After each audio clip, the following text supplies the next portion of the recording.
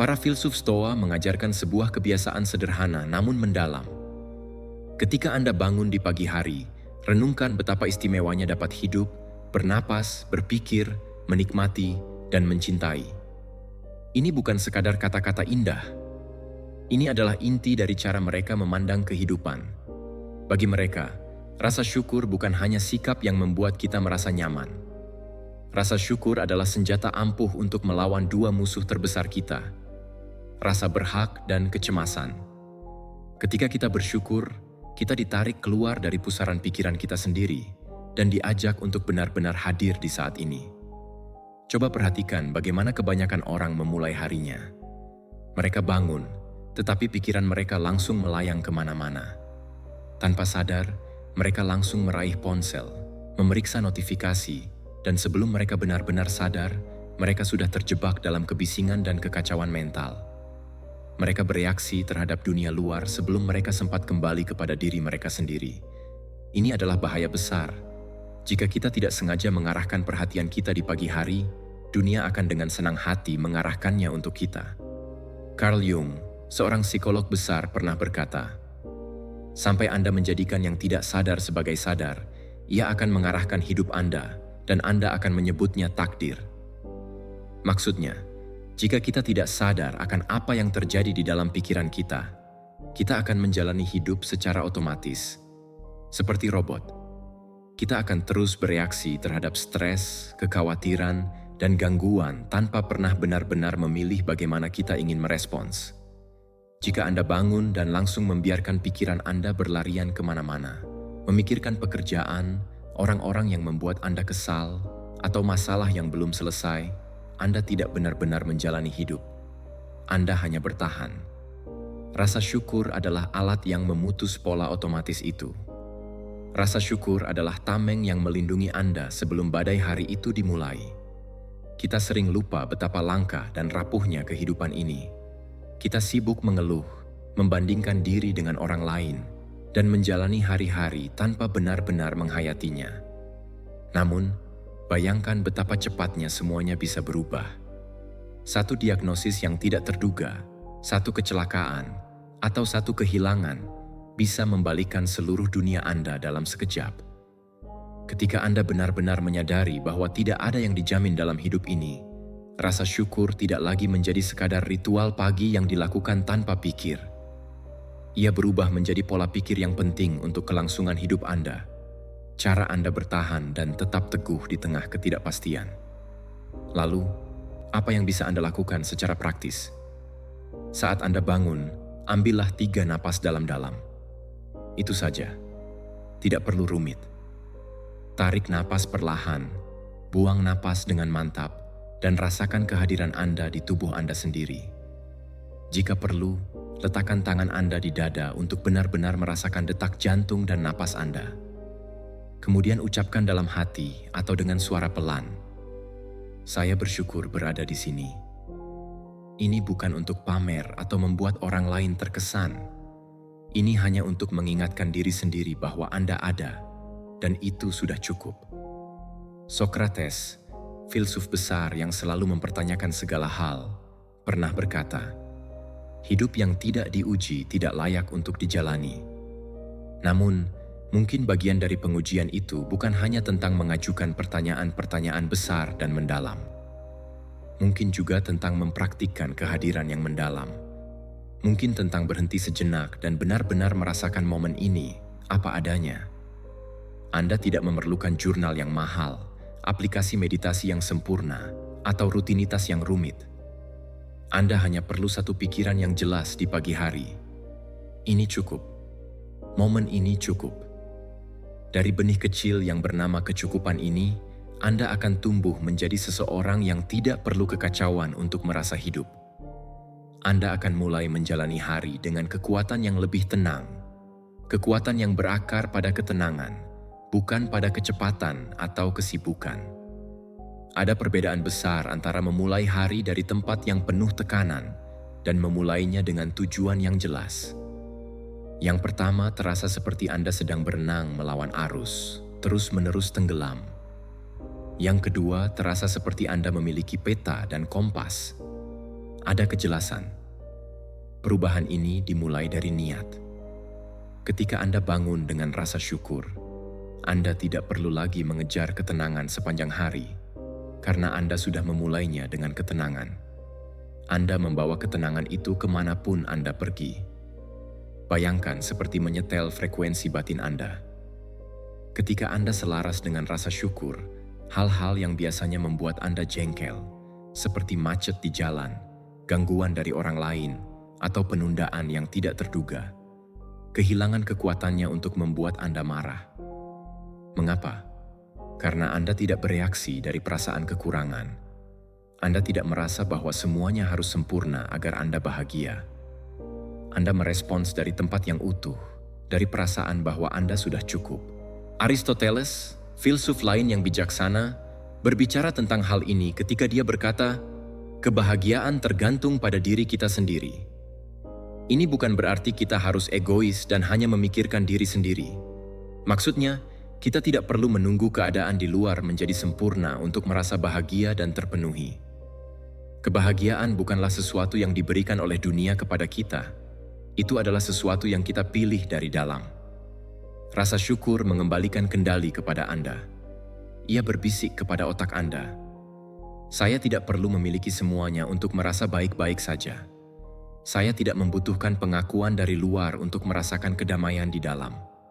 Disinilah letak ketahanan emosional dan kedewasaan sejati. Anda menjadi seseorang yang tidak mudah diguncang oleh angin perubahan atau ombak kesulitan. Anda menjadi lebih kuat, bukan karena Anda kebal terhadap rasa sakit, tetapi karena Anda memiliki fondasi yang kokoh yang tidak bergantung pada apa yang terjadi di sekitar Anda. Itulah kekuatan yang lahir dari rasa syukur setiap pagi. Mari kita bahas lebih jauh.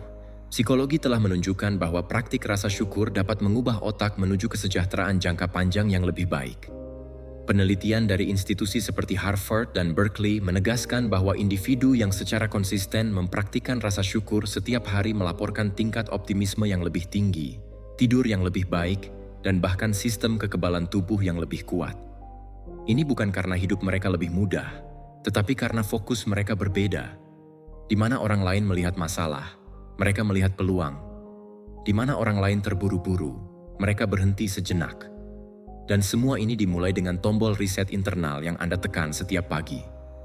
Plato berkata, pikiran yang bersyukur adalah pikiran yang besar, yang pada akhirnya menarik hal-hal besar pada dirinya sendiri. Ini bukan janji mistis. Ini adalah hubungan sebab akibat yang mendasar. Ketika Anda terpusat, keputusan Anda lebih baik. Ketika Anda bersyukur, Anda menarik orang-orang yang beroperasi dari energi yang sama. Ketika Anda membumi, Anda cenderung tidak mudah dimanipulasi, teralihkan, atau tergelincir. Anda tidak hanya tampil berbeda, tetapi juga menarik secara berbeda. Sebelum harimu dibebani oleh kewajiban dan beban berlebih, kuasai beberapa detik pertama itu. Bukan dengan tekanan, bukan dengan rencana, tetapi dengan kehadiran. Saya bersyukur berada di sini. Ucapkan, rasakan. Biarkan itu melunakkan napas Anda dan memperluas perspektif Anda. Meskipun frasa itu tampak kecil, ia memiliki kekuatan untuk mengkalibrasi ulang seluruh sistem Anda. Karena rasa syukur bukanlah sesuatu yang pasif, ia adalah kekuatan. Inilah cara Anda mengambil kendali sebelum dunia mendapatkan kesempatan. Inilah cara Anda berhenti sekadar ada dan mulai hidup. Dan semakin sering Anda mempraktikkannya, semakin Anda menyadari bahwa momen ini, saat ini, adalah fondasi untuk segalanya. Bukan tujuan Anda, bukan jadwal Anda, bahkan bukan kopi Anda.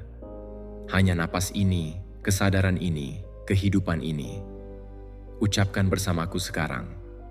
Bukan hanya sekali, setiap pagi sebelum kebisingan, sebelum keramaian. Saya bersyukur berada di sini. Itulah riset yang sesungguhnya. Dan disitulah transformasi Anda dimulai. 2. Kemarin tidak lagi berkuasa atasku. Pernahkah Anda memperhatikan bahwa ada orang-orang yang bangun di pagi hari tetapi tetap terlihat lelah? Bukan karena mereka kurang tidur. Mereka lelah karena pikiran mereka tidak pernah benar-benar beristirahat.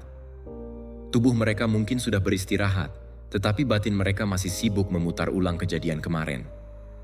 Mereka mengulang-ulang kata-kata yang mereka sesali, momen-momen yang membuat mereka malu, atau kesalahan yang ingin mereka perbaiki. Semua itu berputar di kepala seperti rekaman yang rusak, diputar berulang kali tanpa henti. Tanpa mereka sadari, mereka membawa semua beban itu ke hari yang baru. Ini sama seperti mencoba berlari sambil membawa koper besar berisi barang-barang dari kemarin. Pada akhirnya, Anda akan tersandung dan jatuh. Mari kita jujur pada diri sendiri. Kita semua sering membawa terlalu banyak beban dari hari sebelumnya. Bisa berupa percakapan yang terasa canggung, tenggat waktu yang terlewat, atau kesalahan kecil yang terasa besar di kepala kita. Terkadang, beban itu bahkan bukan milik kita sendiri. Kita ikut membawa suasana hati orang lain, penilaian mereka terhadap kita, atau harapan yang mereka gantungkan di pundak kita. Kita membiarkan bayangan masa lalu mengikuti kita kemanapun kita pergi, seolah-olah masa lalu itu sedang berbisik di telinga kita sepanjang hari. Namun, ada satu hal penting yang sering kita lupakan. Kita tidak diciptakan untuk terus-menerus menghidupkan kembali hari kemarin. Kita diciptakan untuk belajar dari kemarin, mengambil hikmahnya, dan kemudian melepaskannya dengan lapang dada. Itulah ujian hidup yang sesungguhnya. Bukan tentang menjadi sempurna atau tidak pernah salah, tetapi tentang kemampuan kita untuk melepaskan. Melepaskan adalah keberanian, bukan kelemahan.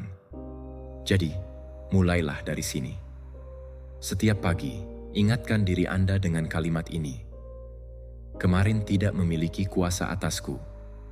Ucapkan dengan sungguh-sungguh, seolah-olah ketenangan hatimu bergantung pada kata-kata itu. Karena memang begitulah adanya.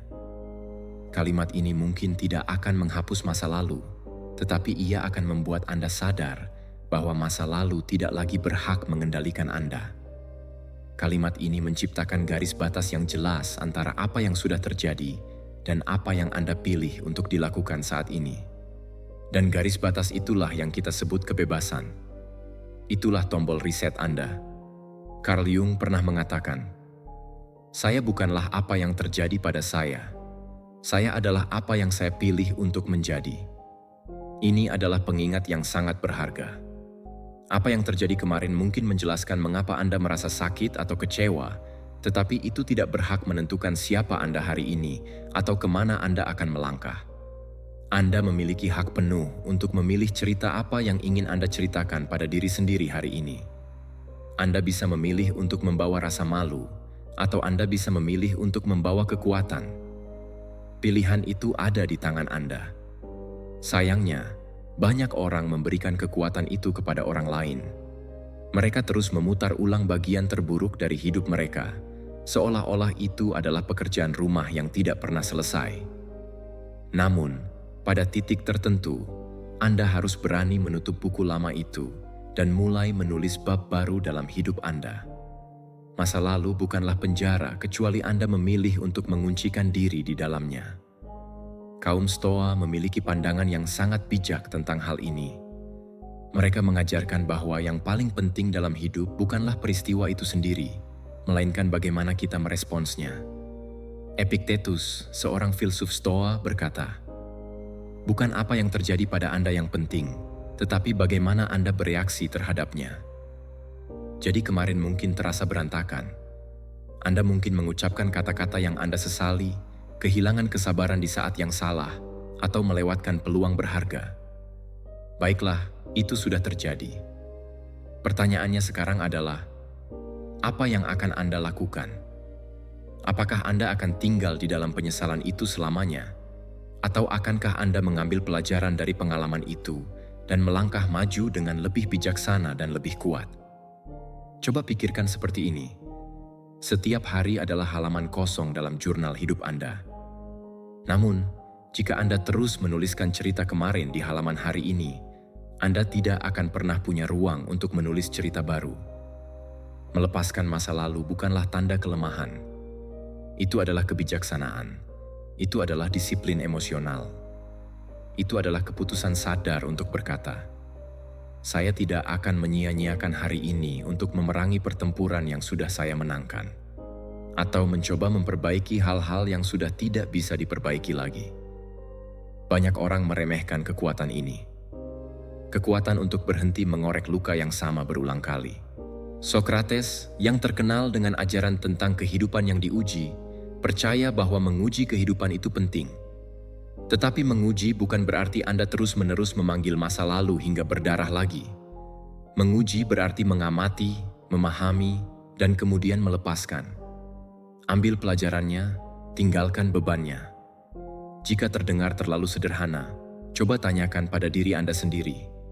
Apa yang sudah diberikan oleh mempertahankan kemarin kepada Anda? Apakah itu menyembuhkan Anda? Apakah itu membantu Anda tumbuh? Atau justru membuat hari ini terasa lebih berat daripada yang seharusnya? Sekarang, mari kita coba sesuatu yang praktis. Bayangkan semua beban pikiran yang Anda bawa. Penyesalan, rasa bersalah, rasa malu, sebagai batu-batu berat di dalam ransel yang Anda pikul. Setiap pagi, sebelum Anda turun dari tempat tidur, pejamkan mata Anda dan bayangkan Anda melepaskan ransel itu. Visualisasikan bagaimana ransel itu meluncur dari pundak Anda dan jatuh dengan lembut ke lantai. Rasakan tubuh Anda menjadi lebih ringan dan lebih rileks. Biarkan visualisasi ini menjadi ritual pagi Anda. Ketika Anda melepaskan beban secara mental dan fisik, sistem saraf Anda menerima pesan yang jelas.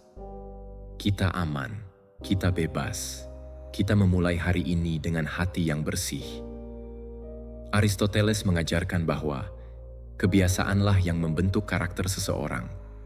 Jadi, bagaimana jika Anda menjadikan proses pelepasan ini sebagai kebiasaan harian?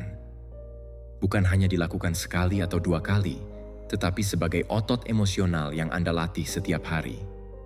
Semakin sering Anda berlatih melepaskan, semakin mudah bagi Anda untuk memisahkan identitas Anda dari luka-luka masa lalu. Anda tidak lagi melihat diri Anda sebagai orang yang selalu membuat kesalahan, atau orang yang selalu tertinggal. Sebaliknya, Anda mulai melihat diri Anda sebagai orang yang cepat pulih, yang cepat memaafkan, dan yang dengan sengaja memilih ketenangan daripada kekacauan. Praktik ini tidak hanya berguna untuk momen-momen besar dalam hidup. Seringkali, kita membawa hal-hal kecil yang bahkan tidak kita sadari membebani kita.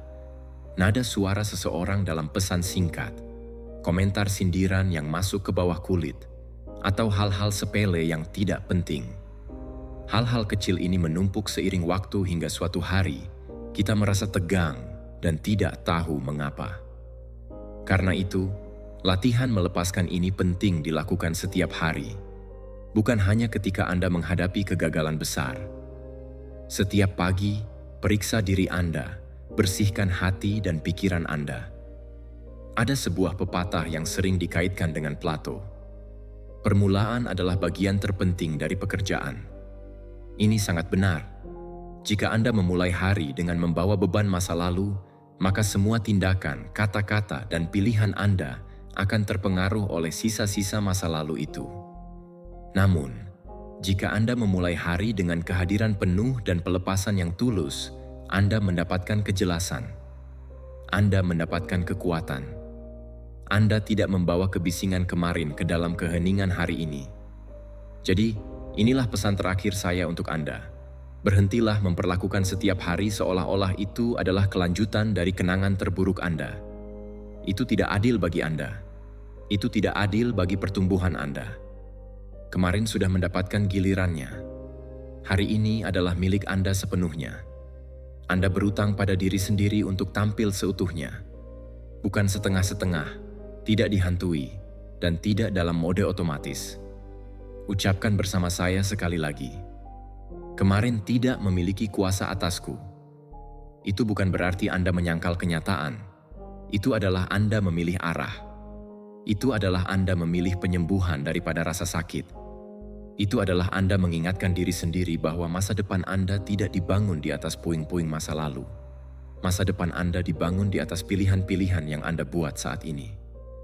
Jadi, pilihlah kehadiran, pilihlah ketenangan, pilihlah untuk melepaskan beban. Dan kemudian, hiduplah dengan sungguh-sungguh dan penuh kesadaran. 3. Saya mengendalikan pikiran saya, bukan sebaliknya. Di zaman sekarang ini, sangat mudah merasa bahwa hidup kita berputar di luar kendali. 1 menit Anda sedang duduk tenang menyeruput kopi, dan menit berikutnya Anda sudah tenggelam dalam lautan pesan teks, berita, notifikasi, dan jadwal rapat yang padat. Dan di tengah semua itu, pikiran-pikiran Anda mulai bermunculan dengan cepat, berisik, dan menuntut perhatian. Rasanya seperti pikiran Anda memiliki kehidupannya sendiri. Ia membuka tab baru yang tidak pernah Anda minta, melompat dari satu kekhawatiran ke kekhawatiran lain. Sebelum Anda sadar, Anda tidak lagi sedang berpikir, Anda sedang dipikirkan. Anda hanya bereaksi, mengejar setiap perasaan, setiap kecemasan, dan setiap bagaimana jika yang muncul. Ini sangat melelahkan, dan ini adalah jebakan yang sering tidak kita sadari. Para filsuf Stoa sudah memahami hal ini sejak ribuan tahun yang lalu. Mereka sadar bahwa kekacauan di luar diri kita tidaklah seberbahaya kekacauan di dalam pikiran kita sendiri. Karena itulah mereka berlatih setiap hari untuk menguasai pikiran mereka sebelum dunia luar sempat menguasainya. Marcus Aurelius, seorang kaisar sekaligus filsuf Stoa, menulis dalam buku hariannya, "Anda memiliki kekuasaan atas pikiran Anda, bukan atas peristiwa luar. Sadari ini dan Anda akan menemukan kekuatan." Ini adalah inti dari semua kekuatan pribadi yang sejati. Bukan tentang mengendalikan orang lain, bukan tentang mengendalikan hasil yang tidak pasti, tetapi tentang mengendalikan satu-satunya hal yang benar-benar dapat kita kendalikan. Respons kita terhadap apapun yang terjadi. Disinilah peran penting pagi hari Anda. Sebelum dunia benar-benar bangun dan mulai berteriak meminta perhatian Anda, ada celah kecil kesunyian, sebuah jeda. Apa yang Anda lakukan dalam jeda singkat itu akan menentukan nada dan suasana hati Anda untuk sepanjang hari. Jadi, inilah saatnya untuk berpegang pada satu kebenaran ini. Katakan pada diri Anda dengan tegas, "Saya mengendalikan pikiran saya." Ucapkan sebelum Anda menyentuh ponsel, sebelum Anda melihat daftar tugas, sebelum pikiran Anda mulai berputar tak terkendali. Katakan dengan sepenuh hati, seolah-olah itu adalah mantra yang melindungi Anda. Ketika Anda mengklaim kebenaran ini di awal hari, Anda sedang membangun sebuah perisai yang akan melindungi Anda sepanjang hari. Carl Jung, seorang psikolog besar, pernah menulis, "Siapa yang melihat keluar bermimpi, siapa yang melihat ke dalam terbangun." Ini bukan sekadar kata-kata puitis, ini adalah panduan hidup yang sangat praktis. Kebanyakan orang menjalani hari mereka dengan pandangan yang sepenuhnya terfokus keluar. Mereka ditarik oleh kebisingan, perbandingan sosial, ego, dan status. Namun, ketika Anda berani mengalihkan pandangan Anda ke dalam, bahkan hanya selama 60 detik, Anda mulai benar-benar terbangun. Anda mulai menyadari bahwa tidak setiap emosi yang Anda rasakan itu benar adanya. Tidak setiap pikiran yang muncul layak untuk Anda ikuti. Pikiran Anda mungkin sibuk dan ribut, tetapi Anda tidak harus ikut-ikutan sibuk. Anda bisa memilih untuk diam dan mengamati. Mari kita coba sesuatu yang sederhana. Saat pertama kali bangun di pagi hari, duduklah dengan tenang selama 1 menit. Tidak perlu tempat yang mewah, tidak perlu musik pengiring, tidak perlu scroll media sosial. Hanya Anda dan napas Anda. Tarik napas perlahan, buang napas lebih perlahan lagi. Dan ketika pikiran-pikiran datang, dan mereka pasti akan datang, biarkan mereka lewat seperti awan di langit. Jangan menangkapnya. Jangan menghakiminya. Cukup bernapas dan perhatikan. Ruang di antara rangsangan yang datang dan respons yang Anda berikan. Disitulah kekuatan Anda yang sebenarnya tinggal. Di sanalah Anda mengingat, "Saya bukan pikiran saya. Saya adalah orang yang mengamati pikiran-pikiran itu." Plato, filsuf besar lainnya, percaya bahwa kemenangan pertama dan terbesar yang bisa kita raih adalah kemenangan atas diri kita sendiri. Bukan atas pekerjaan kita, bukan atas jadwal kita, bukan atas kotak masuk email kita, tetapi atas diri kita sendiri. Dan kemenangan itu dimulai dari dalam kepala Anda. Setiap kali Anda menangkap diri Anda sedang berpikir berlebihan, bereaksi berlebihan, atau terjebak dalam putaran kekhawatiran, Anda memiliki sebuah pilihan. Apakah Anda akan membiarkan pikiran Anda menyeret Anda kemana-mana? Atau akankah Anda mengarahkannya ke tempat yang Anda inginkan? Apakah Anda akan menjadi pengemudi dalam hidup Anda sendiri? Atau hanya penumpang yang pasrah? Ini bukan tentang menjadi seorang biksu yang menyendiri di gunung. Ini tentang kendali yang praktis dan nyata di dunia yang penuh kebisingan. Ini tentang memilih suasana hati Anda daripada membiarkan suasana hati membajak Anda. Anda tidak harus menjawab setiap panggilan telepon. Anda tidak harus memberi makan setiap rasa takut yang muncul. Anda tidak harus membiarkan setiap ketidaknyamanan kecil merusak ketenangan Anda. Ketenangan bukanlah sikap pasif. Itu adalah keputusan aktif. Dan semakin sering Anda memutuskan untuk mengklaim ketenangan itu, semakin alami jadinya bagi Anda. Sokrates pernah berkata, "Rahasia perubahan adalah memfokuskan semua energi Anda, bukan pada melawan yang lama, tetapi pada membangun yang baru." Dan yang baru itu dimulai ketika Anda berkata pada diri sendiri, "Inilah arah yang saya pilih. Inilah nada yang saya tetapkan. Inilah pola pikir yang saya pilih." Karena pola pikir Anda bukanlah sesuatu yang Anda warisi dari orang tua Anda atau lingkungan Anda. Pola pikir adalah sesuatu yang Anda latih setiap hari, seperti otot yang Anda kuatkan dengan latihan teratur. Psikologi modern mendukung pandangan ini. Ilmu saraf telah membuktikan bahwa otak Anda tidaklah kaku dan statis. Otak itu plastis. Ia dapat berubah dan membentuk ulang dirinya sendiri berdasarkan apa yang sering Anda fokuskan.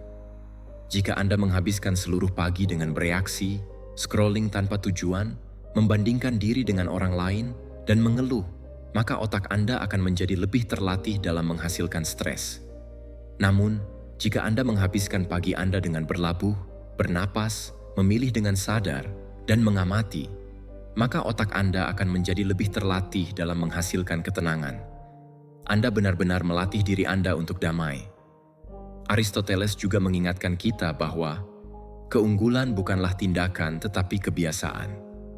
Pikirkanlah hal ini. Anda tidak menjadi kuat secara mental dalam semalam. Anda menjadi kuat dengan memilih niat yang sama setiap pagi. Saya mengendalikan pikiran saya. Itulah pengulangan Anda. Itulah disiplin Anda. Dan seperti halnya mengangkat beban di gym, semakin sering Anda melakukannya, semakin kuat Anda jadinya. Jadi, lain kali pikiran Anda mulai menarik Anda ke arah keraguan, kemarahan, atau gangguan, berhentilah sejenak. Tarik napas. Dan ingatkan diri Anda, hanya karena sebuah pikiran muncul, bukan berarti Anda harus mengikutinya. Hanya karena sesuatu terasa keras dan mendesak, bukan berarti itu benar atau penting. Suara batin Anda, ketika dilatih dengan baik, akan menjadi lebih kuat daripada semua kebisingan luar yang digabungkan. Tetapi Anda harus memilih untuk mendengarkannya. Anda harus memilih untuk melatihnya. Ya, Anda pasti akan membuat kesalahan. Akan ada hari-hari di mana pikiran Anda mengambil alih dan Anda melupakan semua ajaran ini. Itu tidak masalah. Jangan terlalu keras menghakimi diri sendiri. Cukup kembali lagi. Kaum Stoa tidak pernah berbicara tentang kesempurnaan. Mereka berbicara tentang kesadaran. Pertumbuhan sejati bukanlah tentang tidak pernah tergelincir, tetapi tentang seberapa cepat Anda menyadari bahwa Anda tergelincir dan seberapa cepat Anda kembali ke jalur yang benar. Jadi, besok pagi, sebelum Anda membuka email, sebelum Anda membaca berita, sebelum dunia mulai merebut perhatian Anda, luangkan waktu sebentar untuk duduk bersama diri Anda sendiri. Tutup mata Anda. Tarik napas dengan tenang. Buang semua kekacauan dari pikiran Anda. Dan ucapkan dengan lantang atau dalam hati, "Saya mengendalikan pikiran saya." Biarkan kalimat itu menjadi kompas Anda, menjadi pusat Anda. Karena meskipun dunia di sekitar Anda mungkin sangat berisik, Anda bisa menjadi lebih keras ketika Anda memilih untuk menjadi. Itulah cara Anda mengambil kembali kekuatan Anda setiap hari. 4. Kebaikan adalah kekuatan superku. Ada suatu daya tarik tersendiri pada orang-orang yang ketika masuk ke sebuah ruangan, mereka membawa ketenangan bersama mereka. Mereka tidak perlu berbicara dengan suara keras atau berusaha mendominasi percakapan. Kehadiran mereka terasa begitu membumi dan menenangkan. Anda merasa aman berada di dekat mereka, seolah-olah energi mereka sama sekali tidak berusaha membuktikan apapun. Dan Anda mungkin bertanya-tanya dalam hati, bagaimana mereka bisa melakukan itu?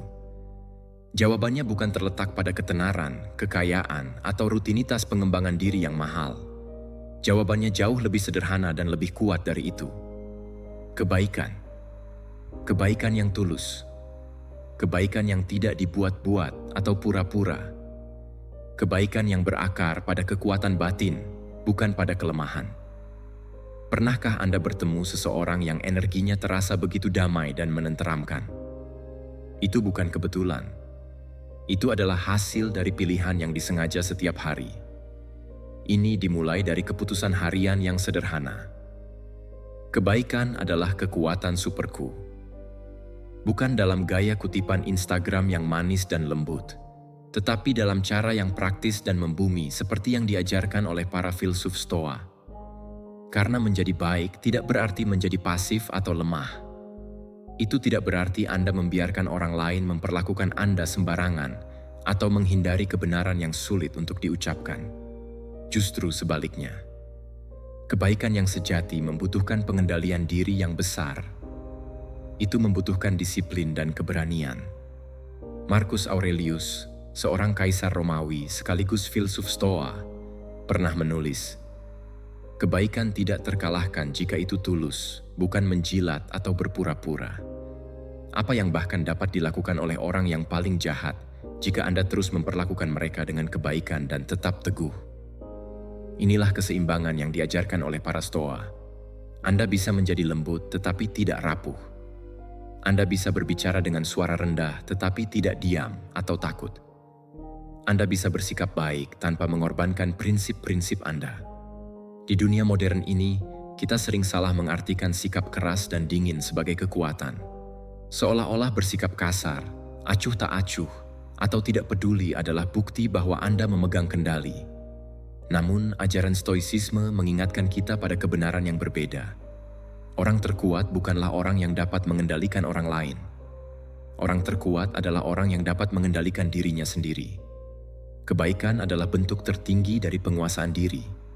Artinya, Anda telah mengembangkan kesadaran yang cukup untuk berhenti sejenak sebelum bereaksi dengan kemarahan. Anda memiliki kerendahan hati untuk mendengarkan dengan sungguh-sungguh sebelum menghakimi. Dan Anda memiliki keberanian untuk memberikan maaf dan kebaikan, bahkan ketika orang lain mungkin tidak pantas menerimanya. Carl Jung pernah berkata, mengetahui kegelapanmu sendiri adalah metode terbaik untuk menghadapi kegelapan orang lain. Kata-kata ini terasa sangat dalam dan nyata, bukan? Karena kita semua memiliki badai batin, rasa tidak aman, rasa sakit lama, dan ketakutan yang tersembunyi. Ketika kita melihat orang lain bertingkah buruk atau kasar, kita sering lupa bahwa mereka mungkin sedang berjuang melawan versi mereka sendiri dari badai yang sama. Kebaikan adalah jembatan yang menghubungkan kita dengan mereka. Ini bukan tentang berpura-pura bahwa semuanya baik-baik saja atau menjadi terlalu positif secara palsu. Ini tentang memilih untuk melihat kemanusiaan dalam diri setiap orang, bahkan ketika kemanusiaan itu terkubur di bawah lapisan sikap defensif atau kemarahan. Cobalah memulai hari Anda dengan pola pikir ini. Anda akan merasakan perubahan yang nyata. Anda akan berbicara dengan lebih lembut, bukan karena Anda lemah, tetapi karena Anda tahu bahwa Anda tidak perlu berteriak untuk didengar. Anda akan bereaksi lebih lambat dan lebih tenang, bukan karena Anda acuh tak acuh, tetapi karena Anda lebih menghargai kedamaian daripada kebutuhan untuk selalu benar. Anda akan memimpin dengan kesabaran, bukan karena Anda tidak peduli, tetapi karena Anda memahami bahwa perubahan dan transformasi membutuhkan waktu, baik bagi Anda maupun bagi orang lain di sekitar Anda. Sokrates pernah berkata, "Berbaik hatilah, karena setiap orang yang Anda temui sedang berjuang dalam pertempuran yang berat." Dan dia tidak sedang berbicara dengan gaya puitis yang berlebihan. Dia berbicara dengan sangat realistis. Sebagian besar rasa sakit yang diproyeksikan orang kepada kita sebenarnya tidak ada hubungannya dengan kita. Itu adalah cerminan dari luka mereka sendiri, cerita mereka sendiri yang belum terselesaikan. Ketika Anda menyadari hal ini, Anda mulai tidak menganggap segala sesuatu terlalu pribadi. Anda mulai melihat melampaui permukaan. Komentar kasar seseorang sebenarnya adalah ekspresi dari ketakutan mereka. Sikap pasif-agresif sebenarnya adalah topeng dari ketidakamanan mereka. Keheningan mereka mungkin adalah cara mereka menyembunyikan rasa sakit. Kebaikan tidak berarti Anda harus memaafkan perilaku buruk, tetapi itu berarti Anda merespons dengan kejelasan, bukan dengan ego yang tersulut. Mari kita buat ini lebih praktis. Bayangkan satu tindakan baik yang akan Anda lakukan hari ini. Pilih satu hal sekarang. Mungkin itu adalah memberikan pujian kepada seseorang yang terlihat sedang sedih atau kesepian. Mungkin itu adalah berhenti sejenak untuk benar-benar mendengarkan dengan penuh perhatian ketika seseorang berbicara kepada Anda, tanpa menyela atau memikirkan respons Anda. Mungkin itu adalah mengirim pesan kepada seorang teman, hanya untuk mengatakan bahwa Anda memikirkannya. Tidak peduli seberapa kecil tindakan itu. Semua hal baik, sekecil apapun, akan bertambah dan menciptakan dampak. Satu tindakan kecil itu mungkin menjadi satu-satunya hal baik yang dialami seseorang sepanjang hari. Dan bagian yang paling luar biasa, tindakan itu mungkin akan lebih berpengaruh pada diri Anda sendiri daripada pada orang yang Anda tolong. Karena setiap tindakan baik memperkuat identitas Anda sebagai seseorang yang memimpin dengan niat dan kesadaran, bukan dengan dorongan hati sesaat. Plato percaya bahwa keunggulan bukanlah tindakan tunggal, melainkan kebiasaan yang dibentuk seiring waktu. Begitu pula dengan kebaikan.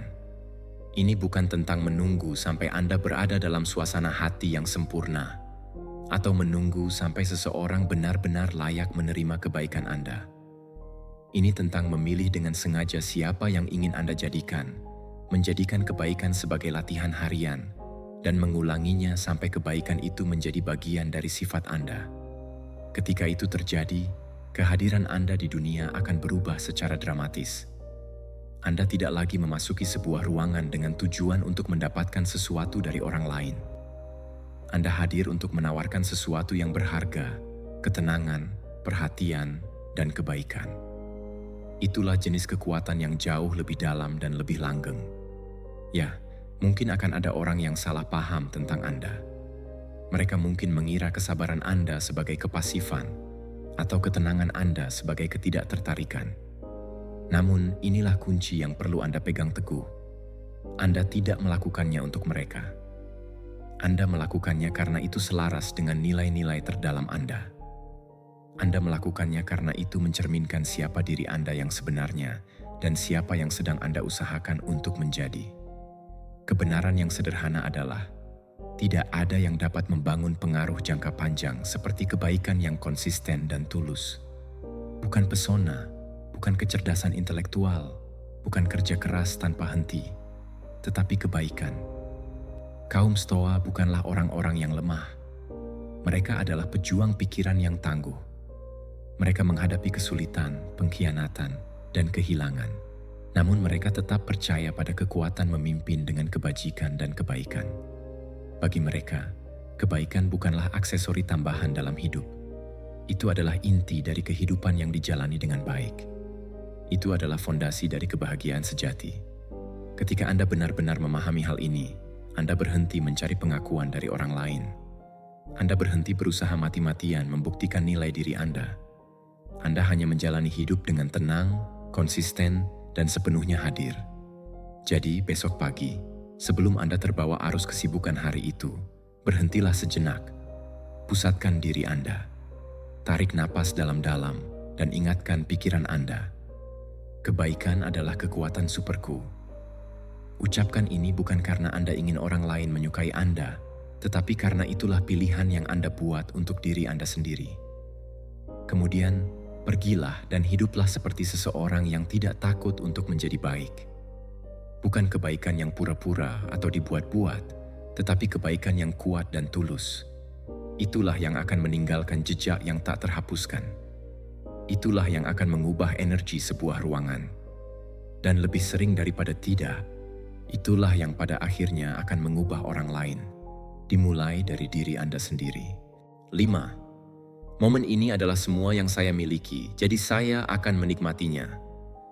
Pernahkah Anda mengalami momen di mana Anda berkedip dan tiba-tiba menyadari bahwa 1 minggu penuh telah berlalu begitu saja?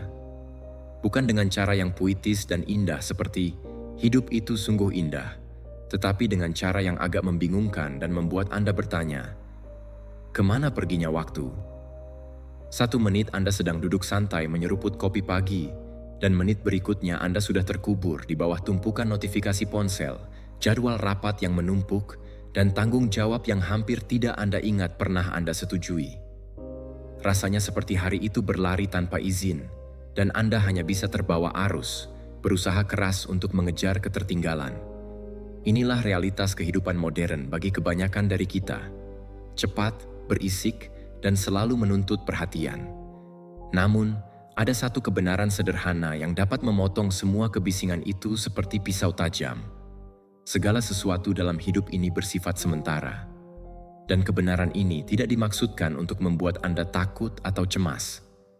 Justru sebaliknya, kebenaran ini dimaksudkan untuk membangunkan Anda dari tidur panjang ketidaksadaran. Stres yang Anda rasakan, itu sementara.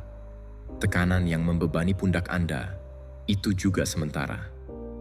Bahkan kegembiraan, kebahagiaan, dan hal-hal indah dalam hidup, semua itu juga akan berlalu.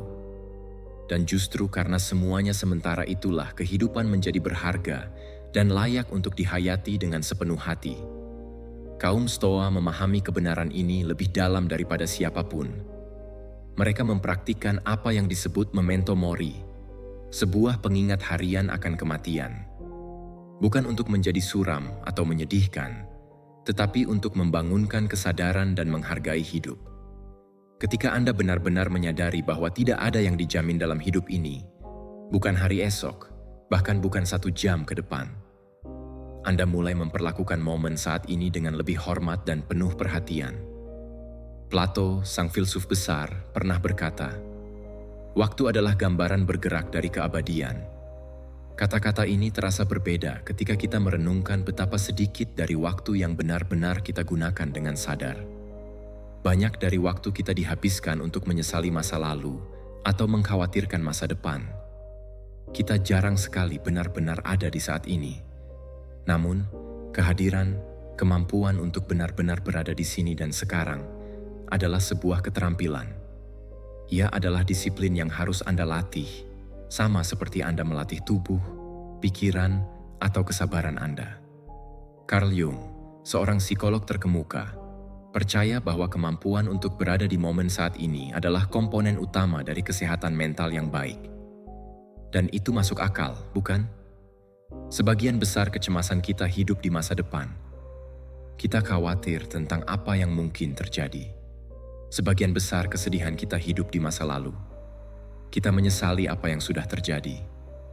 Tetapi masa kini, disitulah kaki kita benar-benar berpijak. Disitulah napas kita tinggal. Disitulah kekuatan sejati kita berada. Namun, kita begitu sering teralihkan oleh kebisingan dunia sehingga kita melewatkan momen-momen berharga ini. Kita melewatkan sinar matahari yang masuk lembut melalui jendela, rasa sarapan yang kita nikmati, atau cara udara terasa tepat sebelum hujan turun. Momen-momen kecil ini, yang sering diabaikan oleh banyak orang, sebenarnya adalah segalanya. Jadi, inilah pengingat Anda hari ini.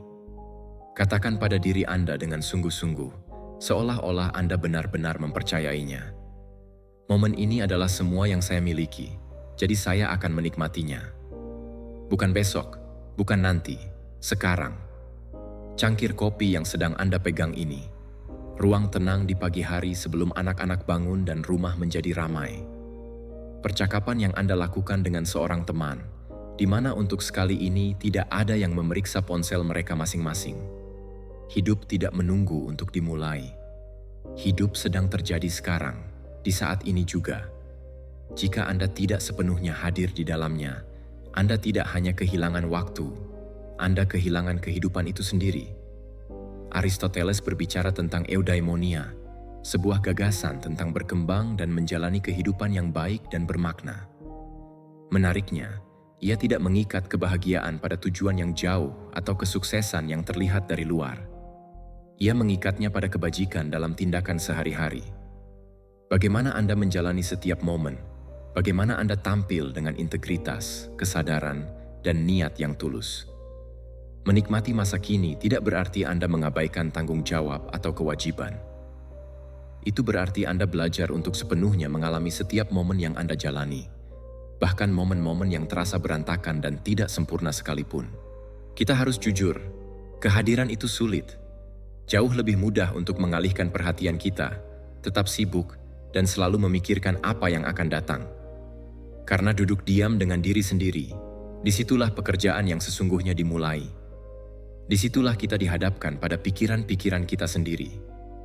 Kaum Stoa menyebut ketenangan batin ini ataraksia, sebuah ketenangan yang damai dan tidak tergoyahkan oleh gejolak dunia luar. Salah satu cara tercepat untuk meraih ketenangan itu adalah dengan melambat dan benar-benar memperhatikan momen yang sedang Anda jalani.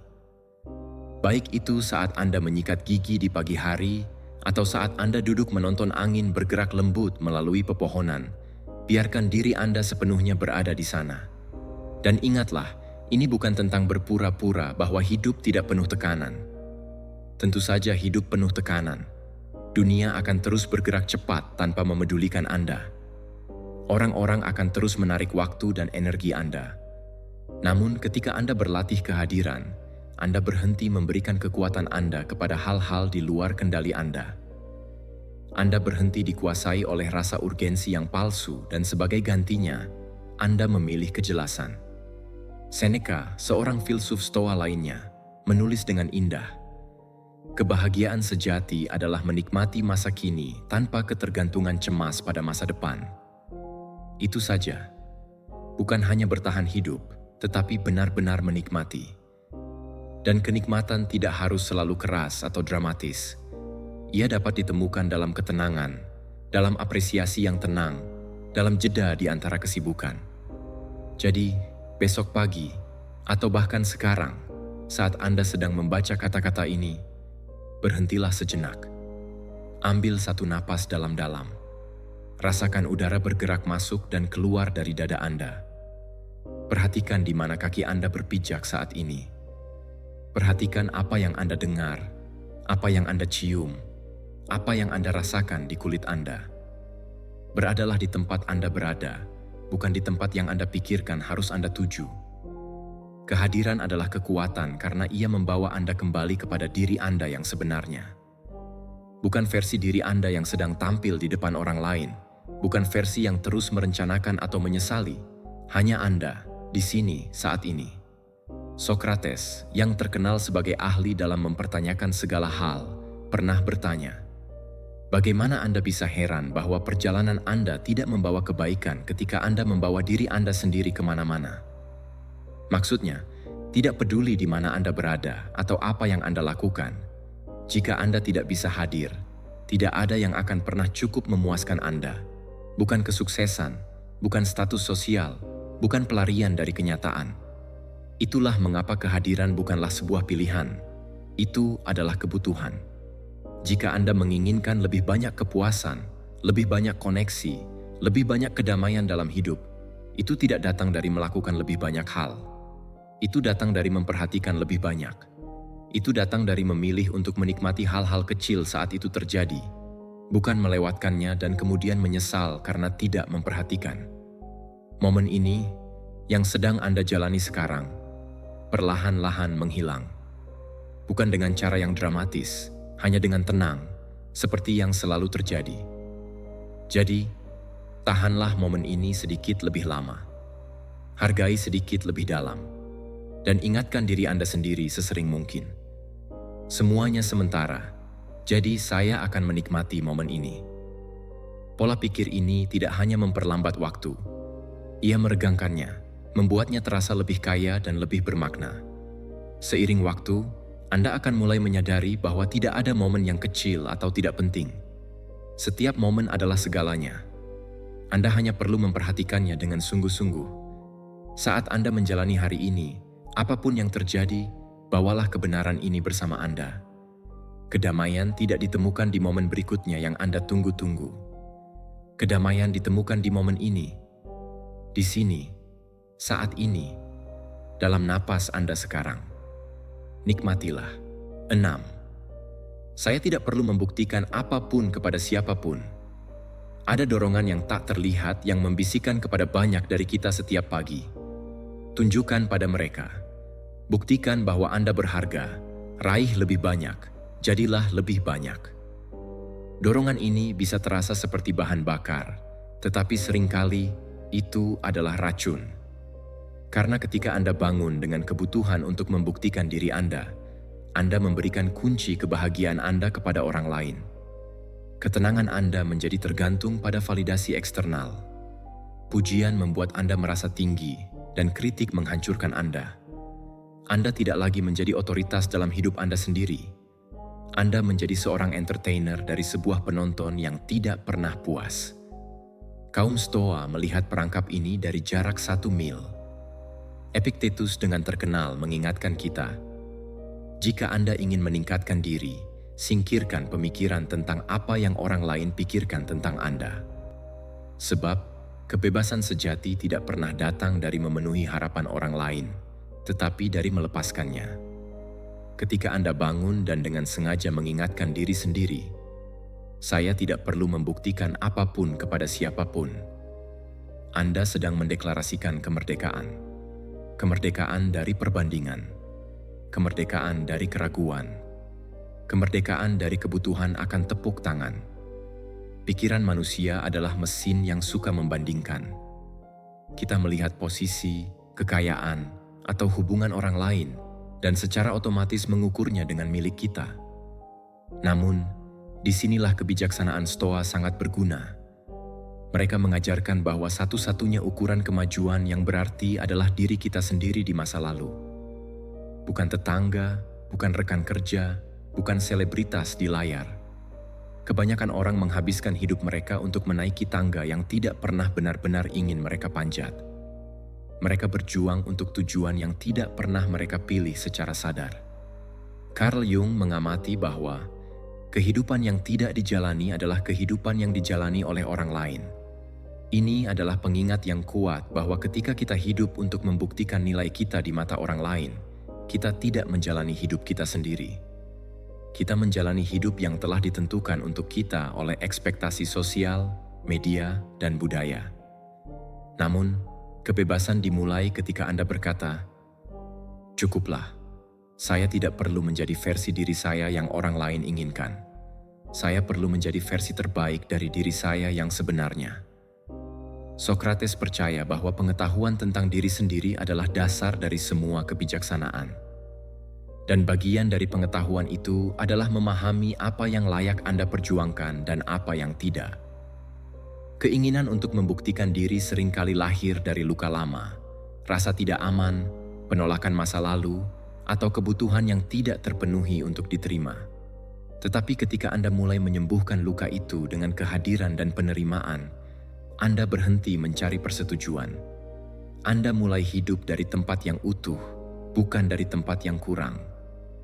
Bayangkan sebuah dunia di mana Anda bebas dari kebutuhan untuk mengesankan siapapun. Betapa tenangnya Anda, betapa banyak energi yang akan Anda hemat. Energi yang biasanya Anda habiskan untuk mengkhawatirkan pendapat orang, Anda bisa gunakan untuk mencipta, mencintai, dan hadir. Itulah kekuatan sejati. Marcus Aurelius menulis, berapa banyak waktu yang telah dihemat oleh orang yang tidak melihat apa yang dikatakan, dilakukan, atau dipikirkan tetangganya. Ini bukan tentang menjadi egois, tetapi tentang menjadi bebas. Jadi, saat Anda membuka mata besok pagi, sebelum dunia menuntut perhatian Anda, ingatkan diri Anda. Saya tidak perlu membuktikan apapun kepada siapapun. Ucapkan itu seolah-olah itu adalah mantra pembebasan Anda. Karena memang begitulah. Anda tidak harus selalu tersedia. Anda tidak harus selalu setuju. Anda tidak harus selalu tampak sempurna. Anda hanya harus menjadi autentik, dan itu sudah lebih dari cukup. 7. Saya menerima apa yang tidak dapat saya ubah. Kehidupan seringkali terasa seperti mencoba mengatur arus laut dengan tangan kosong. Kita mengkhawatirkan kemacetan lalu lintas, perilaku orang lain, nasib ekonomi, atau komentar yang tidak kita harapkan. Kita menghabiskan waktu dan energi yang tak terhitung untuk mencoba mengendalikan hal-hal yang sepenuhnya di luar kendali kita. Dan dalam prosesnya, kita kehilangan ketenangan, fokus, dan kejelasan. Ironisnya, semakin kita berjuang melawan hal-hal yang tidak dapat kita ubah, semakin kita memberikannya kekuasaan atas diri kita. Disinilah ajaran Stoa memberikan wawasan yang paling praktis dan membumi. Epictetus mengajarkan bahwa kita harus membedakan dengan jelas antara apa yang ada dalam kendali kita dan apa yang tidak. Ada hal-hal yang berada dalam kekuasaan kita, dan ada hal-hal yang tidak, tulisnya. Yang berada dalam kekuasaan kita adalah pendapat, dorongan, keinginan, penghindaran, singkatnya, segala sesuatu yang merupakan tindakan kita sendiri. Yang tidak berada dalam kekuasaan kita adalah tubuh, properti, reputasi, jabatan. Singkatnya, segala sesuatu yang bukan tindakan kita sendiri. Kebijaksanaan ini mungkin tampak sederhana, tetapi menerapkannya membutuhkan disiplin yang luar biasa. Ketika Anda bangun di pagi hari dan berkata, "Saya menerima apa yang tidak dapat saya ubah," Anda sedang melakukan tindakan pembebasan yang radikal. Anda melepaskan ilusi kontrol atas eksternal dan mengalihkan semua perhatian Anda ke satu-satunya domain di mana Anda benar-benar berkuasa, pikiran, pilihan, dan respons Anda. Ini bukan sikap pasrah atau fatalistik. Ini adalah sikap bijaksana yang membebaskan Anda dari rasa frustrasi yang tidak perlu. Sigmund Freud, meskipun bukan seorang Stoa, pernah berkata, "Tujuan psikoanalisis adalah mengubah penderitaan neurotik menjadi penderitaan biasa. Dan dalam banyak hal, menerima apa yang tidak dapat diubah adalah jalan untuk melakukan hal itu. Ketika Anda berhenti melawan kenyataan dan mulai bekerja dengannya, rasa sakit yang Anda rasakan berkurang dari penderitaan yang menghancurkan menjadi tantangan yang dapat dikelola. Anda tidak lagi menjadi korban keadaan. Anda menjadi arsitek dari sikap Anda terhadap keadaan tersebut." Carl Jung menambahkan lapisan penting di sini. Apa yang Anda tolak akan bertahan. Ini adalah kebenaran psikologis yang mendalam. Semakin keras kita melawan kenyataan yang tidak menyenangkan, semakin besar cengkeramannya pada kita. Namun, ketika kita menerima, bukan menyetujui, tetapi menerima, kita mengeluarkan racun dari situasi tersebut. Kita masih dapat bertindak, berubah, atau memperbaiki apa yang bisa diperbaiki, tetapi kita tidak lagi dibebani oleh kemarahan atau keputusasaan yang tidak berguna atas apa yang tidak bisa kita kendalikan. Praktik penerimaan ini bukanlah tentang menjadi pasif. Ini tentang mengarahkan energi Anda ke tempat yang paling efektif. Plato mengajarkan bahwa kebijaksanaan adalah mengetahui apa yang harus diabaikan. Dan sebagian besar dari apa yang membuat kita stres layak untuk diabaikan. Cuaca, komentar negatif, masa lalu, atau ketakutan akan masa depan, semua itu berada di luar kendali langsung kita. Apa yang ada dalam kendali kita? Bagaimana kita merespons saat ini? Tindakan apa yang kita ambil sekarang? Kualitas perhatian yang kita bawa ke setiap tugas. Ketika Anda memulai hari Anda dengan menerima apa yang tidak dapat diubah, Anda membangun fondasi yang kokoh untuk ketahanan emosional. Anda menjadi seperti pohon tua yang akarnya tertanam dalam angin mungkin menggoyangkan cabang-cabangnya, tetapi ia tidak akan tumbang. Anda tetap tegak, tenang, dan jelas, bahkan di tengah kekacauan. Anda berhenti membuang waktu untuk bertanya, "Mengapa ini terjadi pada saya?" dan mulai bertanya, "Apa yang bisa saya pelajari dari ini? Bagaimana saya bisa tumbuh?" Semakin sering Anda melatih penerimaan ini, semakin Anda menyadari bahwa sebagian besar penderitaan kita bukan berasal dari peristiwa itu sendiri, tetapi dari perlawanan kita terhadapnya. Kita menderita karena kita ingin segala sesuatu menjadi sempurna sesuai keinginan kita. Namun, kehidupan tidak beroperasi seperti itu. Dan ketika kita berhenti menuntut agar kehidupan berbeda dari yang sebenarnya, kita membuka diri pada kedamaian yang tidak bergantung pada keadaan. Jadi, besok pagi, Saat Anda duduk dalam keheningan sebelum hari dimulai, ambil napas dalam-dalam dan katakan pada diri Anda dengan sepenuh hati, "Saya menerima apa yang tidak dapat saya ubah, dan saya akan mengubah apa yang bisa saya ubah, dan saya akan memiliki kebijaksanaan untuk mengetahui perbedaannya." Itu adalah doa stoa, mantra ketahanan, dan sumpah kebebasan. Dengan itu, Anda tidak hanya memulai hari Anda membangun karakter Anda, satu pagi pada satu waktu. Jika ini menyentuh sesuatu dalam diri Anda, ada video lain yang menunggu di layar yang mendalami lebih lanjut tentang membangun kehidupan yang berakar pada ketenangan, kejelasan, dan kekuatan batin. Saya yakin Anda akan menemukannya sangat berarti. Terima kasih telah berada di sini dan menjadi bagian dari Zen Stoic.